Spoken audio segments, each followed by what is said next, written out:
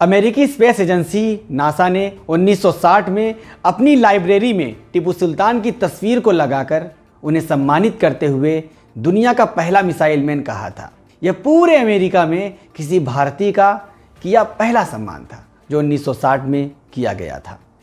भारत के missile man कहे जाने वाले डॉक्टर एपीजे अब्दुल कलाम ने 1963 में वर्जीनिया में नासा के लैंगले रिसर्च सेंटर यानी LRC में काम शुरू किया।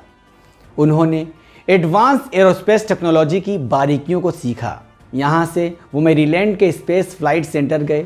यहीं पर नासा के लिए ज़्यादातर सैटेलाइट विकसित और मैनेज की जाती थी। अपने ट्रेनिंग पीरियड के आखिर में वो ईस्ट कोस्ट में वैलप्स आइलैंड स्थित वैलप्स फ्लाइट फैसिलिटी गए।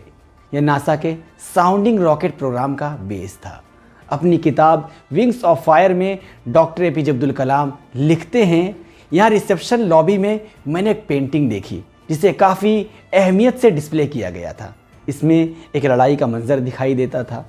इसमें बैकग्राउंड में कुछ रॉकेट उड़ते दिखाई दे रहे थे। फ्लाइट फैसिलिटी में इस तरह की थीम वाली पेंटिंग आम बात थी, लेकिन पेंटिंग की एक बात ने मेरा ध्यान खींचा और वो थी रॉकेट दाग रहे सैनिक गोरे नहीं थे, बल्कि उनकी स्किन डार्क थी। यह साउथ एशिया का सीन दिखाया गया था। वो पेंटिंग उनके दिमाग में कौंध रही थी। फिर उनकी जिज्ञासा शांत हुई जब उन्होंने जाना कि यह मंजर टीपू सुल्तान की सेना का दिखाया गया है जो अंग्रेज़ों से लोहा ले रहे हैं। वो लिखते हैं कि धरती के दूसरे छोर पर इस पेंटिंग के ज़रिए जंग में रॉकेट का इस्तेमाल करने वाले टीपू सुल्तान की दूरदर्शी का बखान किया जा रहा है, जबकि टीपू के अपने देश में लोग ये बात नहीं जानते या तवज्जो नहीं देते।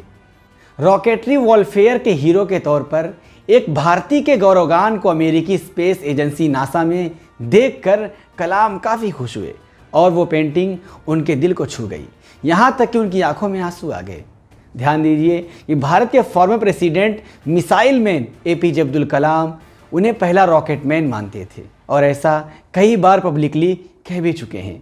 लंदन के मशहूर साइंस म्यूजियम में टीपू की सेना के कुछ रॉकेट आज भी रखे हैं, जिसे अंग्रेज़ अपने साथ 18वीं सदी के आखिर में ले गए थे।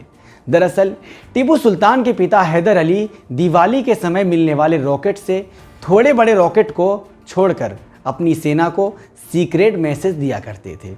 हालांकि ये बड़े नहीं होते थे, मगर टीपू सुल्तान ने इसी रॉकेट को थोड़ा और बड़ा किया और उसमें आगे 4-4 फीट की तलवार लगाई और तोप से उसे उड़ाकर ब्रिटिश सेना के ऊपर छोड़ देते थे। आगे इसे और शक्तिशाली बनाया और उसमें और तलवार तथा नुकीले वेपन्स रखे जो सीधे ब्रिटिश सैनिकों पर गिरते थे। इसी तकनीक के सहारे आगे मिसाइल बनाई गई। इसी तरह इतिहास से जुड़े फैक्ट जानने के लिए वीडियो को ज़्यादा से ज़्यादा शेयर कीजिए। फिलहाल नायल में इतना ही। दीजिए मुझे इजाज़त।